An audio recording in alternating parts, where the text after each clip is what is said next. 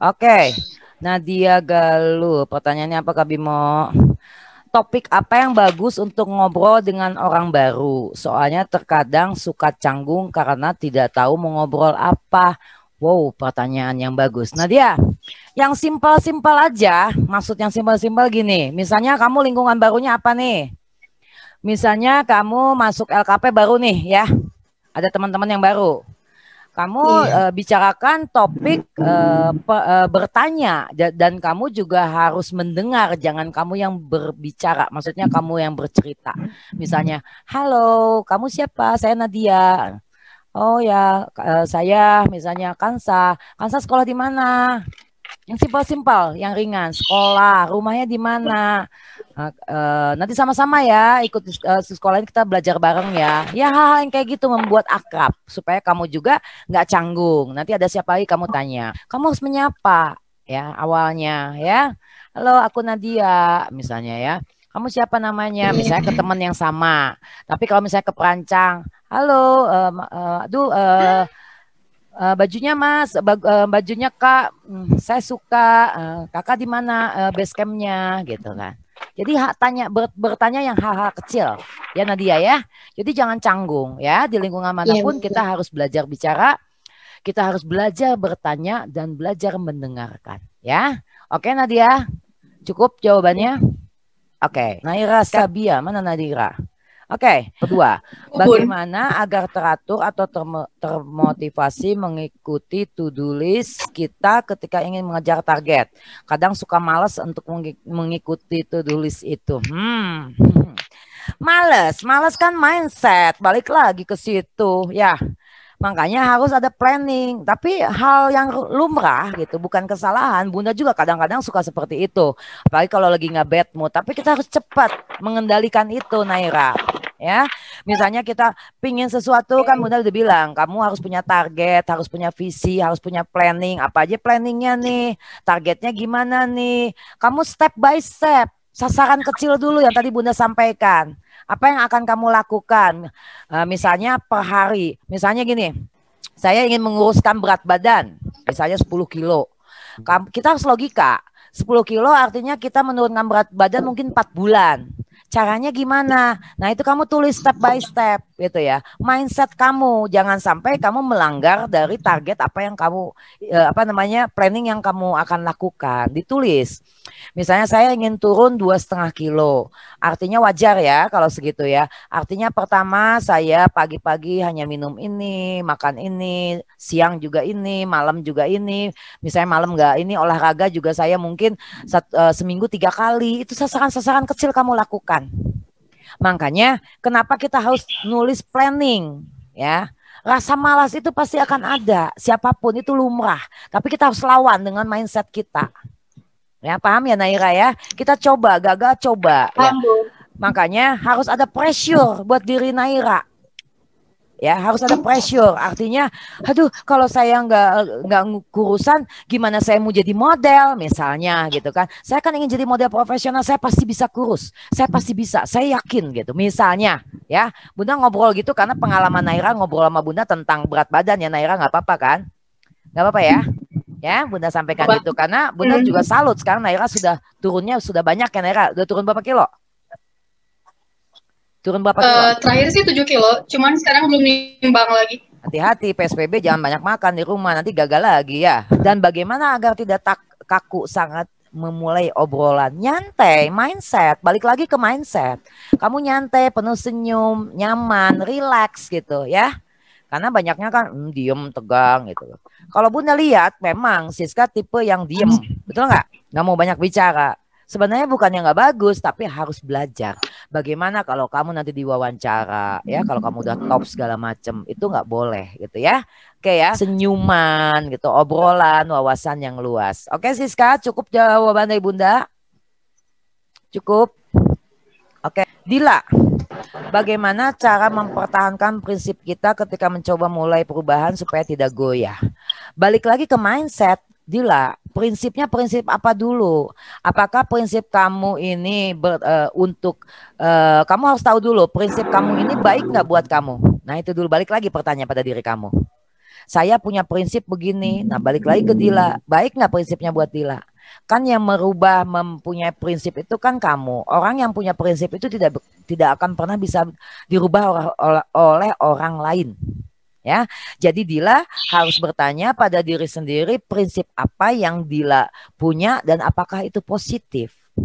Nah, misalnya kata Dila prinsip saya ini terlalu ego nih buat saya. Buat orang banyak tidak bagus misalnya. Bagaimana mencoba untuk memulai perubahan supaya tidak goyah? Yaitu tadi Bunda sampaikan, mindset. Balik lagi semua juga ke mindset. Apa yang kamu ucapkan, apa yang kamu bicarakan, apa yang kamu dengar, apa yang kamu tonton, apa yang kamu lihat, sama ya tonton kamu tulis. Kamu mulai dengan menulis. Karena lama-lama itu akan jadi kebiasaan masuk ke ini akan merubah prinsip kamu yang mungkin menurut kamu itu terlalu ego. Misalnya. Paham nggak Dila? Dila paham? Ya, jadi sekali lagi Dila kalau punya prinsip yang menurut kamu tidak baik, kamu coba tulis. Itu kan kekurangan. Perbaiki dan kamu yakin dalam pikiran kamu harus positif ya. Oke, pertanyaannya Mutiara, bagaimana cara mencairkan suasana dengan orang baru agar terkesan akrab?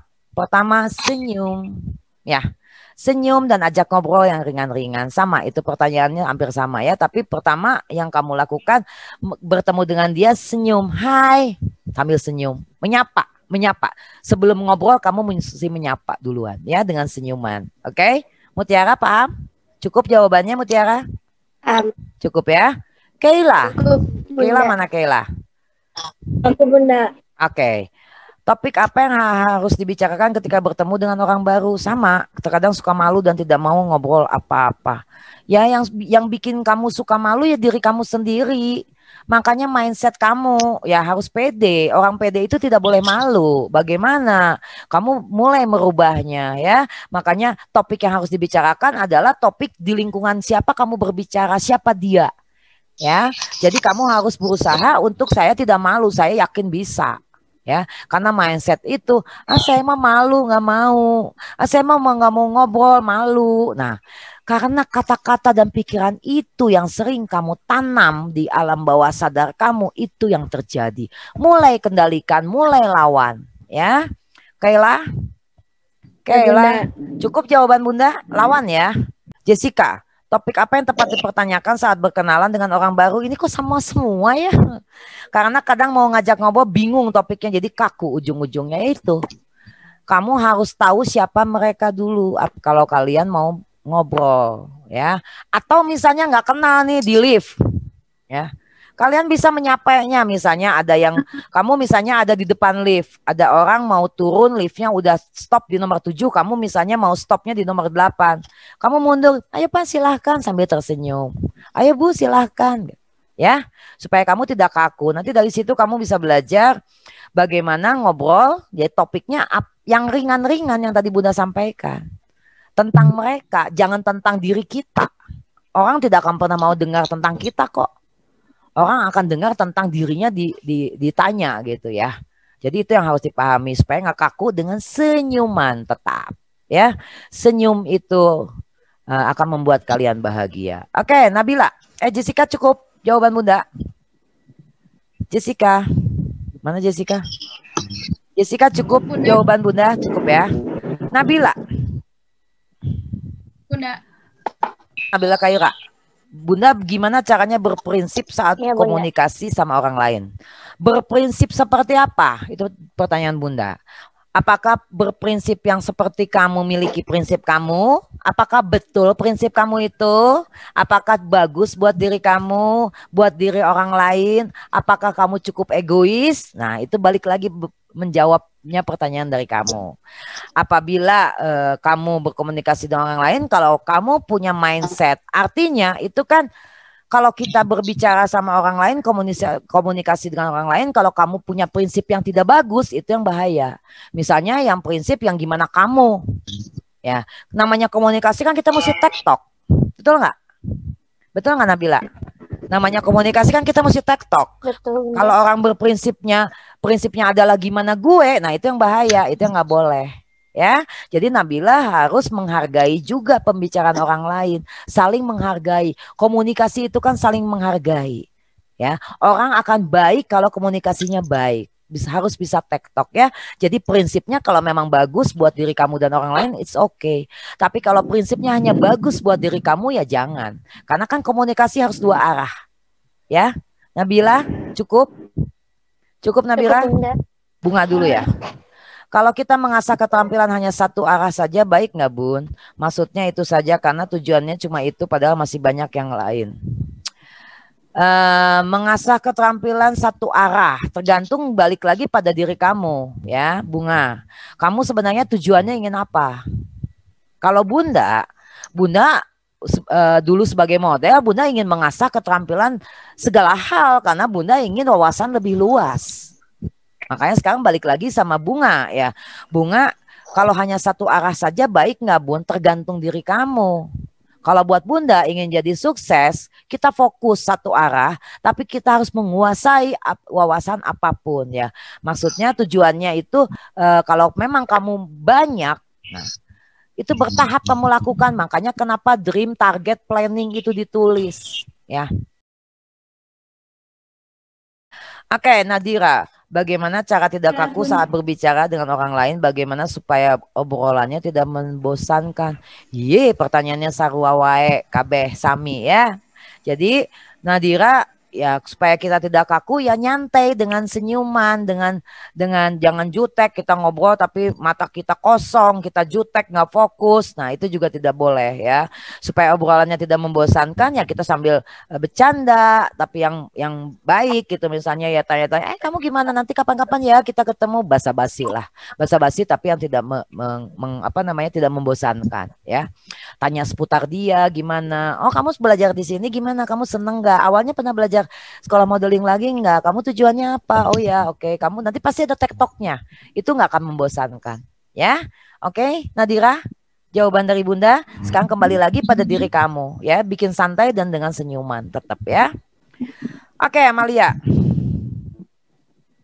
Bagaimana cara agar kita bisa pede bertanya kepada orang lain? Orang sekitar kita. 2, bagaimana cara kita menunjukkan keterampilan yang kita punya? Oke. Amalia, Bunda jawab dulu nomor 1. Bagaimana cara agar kita bisa pede bertanya pada orang sekitar kita? Ya, tadi seperti Bunda sampaikan, yang menunjukkan pede itu adalah kita harus menyapa duluan, kita harus bertanya, kita harus senyum, gitu kan? Jadi itu caranya agar kita bisa pede ketika bertanya pada orang lain. Jadi jangan kaku, ya. Oke, kedua, bagaimana cara kita menunjukkan keterampilan yang kita punya? Menunjukkan buat siapa? Itu pertanyaan Bunda, ya. PD itu kan begini, bagaimana cara kita menunjukkan keterampilan yang kita punya supaya PD kan maksudnya kan. PD itu akan terbentuk dengan sendirinya, itu kita harus tahu. Beda PD dengan sombong. Ya, kalau kita menunjukkan, tunjukkan dengan karya dan prestasi, dengan action, bukan dengan ucapan. Itu yang terpenting. Amalia paham nggak? Amalia. Paham Amalia ya? Paham, Jadi cara menunjukkannya kamu dengan karya, dengan prestasi ya. Itu yang akan orang menilai kamu, bukan dengan ucapan. Oh, saya udah gini, nggak perlu ya. Sosmed cukup yang positif-positif.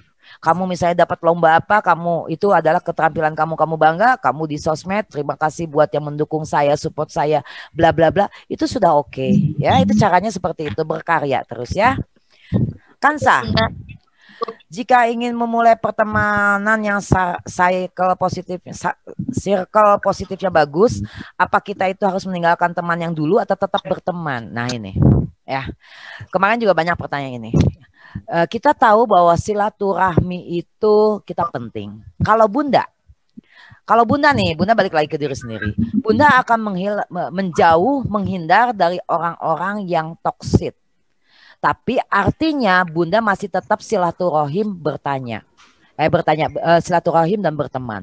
Berteman itu kan bukan berarti harus bertemu aja kan. Ya, tetap kita silaturahim menyapa, selamat pagi, kamu lagi apa? Tapi jangan terlalu sering. Paham nggak kan saya? Kansa. Ini buat siapapun ya. Ya, paham ya. Jadi kalau kita ingin pertemanan yang positif, ingin memulai pertemanan, apa kita harus meninggalkan teman? Nggak perlu. Ya, jadi kamu tetap berteman dengan yang lama tapi kurangi. Tetap kamu silaturahim itu penting, tapi kamu jauhi apabila lingkungan itu udah benar-benar negatif buat kamu. Hanya bersehelo di telepon misalnya. Buat apa? Misalnya teman-teman kamu tukang gosip, ada nih perkumpulannya. Kalau kita gaul dengan orang-orang yang suka ngegosip, masuk ke alam bawah sadar kita, itu yang bahaya. Ya, ABG kan senangnya ngebully. Siapa yang suka ngebully di sekolah? Ayo, hilangkan. Atau suka dibully? Ya. ABG kan banyak, ada yang ngebully, ada yang suka dibully gitu kan. Bunda selalu positif. Kalau ada orang yang ngebully diri kita, Bunda selalu berpikiran ya dia mah iri sama kita karena kita lebih mampu dari dia. Positif aja. Ya. Jadi kita mulai menjauhi pelan-pelan tapi kita tetap silaturahim ya. Oke Kansa? Ya, Kansa cukup jawabannya mana Kansa? Kansa. Cukup Bunda. Oke. Fiona. Bunda, bagaimana kita menghindari orang yang selalu membuat kita risih? Pertanyaannya, Fiona, risih itu dalam arti dekat ya? Berdekatan? Risih itu berdekatan bukan? Fiona, mana Fiona? Fiona, Bimo Fiona. Fiona, pertanyaan kamu itu yang membuat kamu risih itu orang yang berdekatan atau untuk berkomunikasi? Fiona, jangan di-mute dong. Mana Fiona? Oke, ini pertanyaan Fiona ya. Komunikasi lagi makan Bunda. Oke, Bunda bagaimana kita menghindari orang yang selalu membuat kita risih? Menghindarinya adalah kalau kamu dekat sama orang, kamu ganti topik. Misalnya lagi ngebahas membuat kamu risih, kamu ganti topik. Ganti topik itu misalnya kamu membahas yang lain. Atau kamu permisi dengan senyuman. Permisi, saya pamit dulu ya, saya pergi dulu ya, mau ke toilet kayak mau ke apa, itu dengan cara menghindari kita sopan ya. Kalau kita menghindari dalam keadaan dekat, misalnya ada yang ngedeketin nih kita, ngajak ngobrol, babak kita nggak suka, ini kita risih, ganti dengan pembicaraannya kita risih nih, pembicaraan dia. Kalau pembicaraan dia membuat kita risih, ganti pembicaraan, ganti topik, harus bisa. Tapi kalau nggak bisa menguasai pembicaraan itu, kamu permisi, saya pamit dulu ya mau ke toilet. Ya, itu caranya, tapi menghindar dengan secara halus ya, Fiona ya. Fiona udah cukup jawabannya? Oke. Kendra, bagaimana agar kita tidak membandingkan diri kita dengan beauty standar Indonesia? Kadang suka insecure dan susah menjadi diri sendiri atau berpenampilan sesuai karakter masing-masing. Bagaimana cara agar kita tidak membandingkan diri kita? Ya, tadi kan Bunda udah sebutkan ya, Chandra ya. Kita tidak boleh membandingkan diri kita dengan orang lain. Ya, kalau Chandra sayang sama diri Chandra, kalau Chandra cinta pada diri Chandra, Chandra tidak boleh membandingkan diri orang lain karena Chandra harus memahami semua orang tidak sempurna. Mungkin Chandra ngelihat orang beauty-nya lebih oke, tapi dia tidak punya attitude buat apa? Ya, mungkin Chandra attitude-nya lebih oke dibandingin orang yang beauty-nya standar Indonesia misalnya, ya. Jadi banyak hal. Jadi sekali lagi Bunda sampaikan tadi sama kamu bahwa bahwa kita tidak boleh membandingkan diri kita dengan orang lain dan mindset kamu harus dirubah. Ya, kamu harus bangga pada diri sendiri. Tadi Bunda udah sebutkan kan tadi apa? Jangan berhenti membandingkan. Bandingkan diri kalian, jangan pernah membandingkan dengan orang lain ya. Membangkitkan rasa percaya diri adalah kita tidak membandingkan diri kita dengan orang lain. Kalau kamu sudah membandingkan, artinya kamu tidak akan pernah pede sampai kapanpun. Dan kamu harus yakin justru kemampuan kita ditingkatkan supaya kita lebih pede lagi. Dan manusia itu tidak ada sempurna. Mungkin Chandra lebih oke dari segi A, tapi mungkin misalnya Bunga lebih oke dari segi B. Itu kan tiap manusia beda-beda ya. Jadi mulai sekarang Chandra harus bersyukur, mencintai diri sendiri. Jangan pernah membandingkan dengan diri kamu dengan orang lain. Ya, oke Chandra, itu jawaban dari Bunda ya. Hilna, dua lagi ya. Bunda, bagaimana kita menemukan jati diri kita sendiri sehingga kita tahu fashion apa yang cocok dengan diri kita saat kita ingin merubah penampilan. Ya, fashion, bagaimana kita menemukan jati diri kita sendiri sehingga kita tahu fashion apa yang cocok. Karakter dulu, ya. Karakter yang utama ya, karena nggak bisa dipaksakan ya. Misalnya contoh Bunda nih, Bunda paling nggak bisa merasa risih ya karena mindset Bunda sudah dari dulu. Bunda suka yang bukan passion Bunda dengan baju yang longgar-longgar gitu. Bunda lebih senang baju yang membentuk tubuh Bunda ya, yang lebih feminim ya, atau lebih sedikit maskulin ke feminim, itu Bunda. Ya, semua punya karakter. Itu artinya fashion yang kita pilih adalah sesuai dengan karakter kita. Misalnya tadi jawaban siapa? Pertanyaan siapa tadi, Bim? Barusan? Pertanyaan Hilna ya. Misalnya Hilna, aku tomboy. Ya mungkin Hilna bisa bisa mensesuaikan fashion kamu dengan karakter kamu yang tomboy itu, gitu. Tapi sesuai dengan bagaimana kamu sebagai seorang wanita, bagaimana di lingkungan mana kamu harus berpenampilan, ya. Jadi kembali lagi untuk menyesuaikan dengan jati diri adalah dengan karakter yang kita punya. Ya, oke Hilna. Hilna karakternya apa? Girly kek, maskulin kek, itu kamu mencoba-coba, dan itu harus dicoba. Kamu ngaca, aduh aku nyaman nggak ya pakai baju yang girly, misalnya aku merasa girly, coba pantas nggak ya menurut kamu, atau kamu bisa nanyain sama orang lain, aku pantas nggak pakai baju ini, gitu kan. Kamu nyaman nggak, pasti akan terasa, itu akan passion kamu, ya. Oke Yona. Satu lagi Nabila, kalau kita sudah menemukan teman yang positif tetapi tidak satu frekuensi dengan kita, apa yang harus dilakukan? Ambil yang positifnya aja, ya. Kalau tidak satu frekuensi, kita lihat dari segi positifnya aja. Yang positif itu yang diambil. Kalau memang tidak satu frekuensi, ya sudah gitu. Itu kan pilihan dari Nabila. Nabila mana nih? Nabila Cindy ya? Ya. Tidak satu frekuensi dalam segi apa, itu pertanyaan Bunda, ya. Jadi Nabila, kalau kita menemukan teman yang positif yang memang tidak sefrekuensi sama kamu, ya kamu bukan berarti harus menghindari, tapi kamu ambil segi positifnya dari mereka. Tapi kamu akan lebih nyaman kalau memang cari yang positif yang satu frekuensi. Tapi positif itu kan bermacam-macam. Apakah positif untuk motivasi kamu belajar di sekolah, atau mungkin motivasi positif kamu dari lingkungan apa, ambil dari situ, ya. Jadi jangan merasa harus kamu punya prinsip harus satu frekuensi dengan kamu. Bunda aja seneng melihat orang-orang yang sukses bukan satu frekuensi dengan Bunda, tapi Bunda belajar dari orang yang positif tersebut, gitu ya. Oke, itu udah cukup ya. Semua udah dijawab Kak Bimo?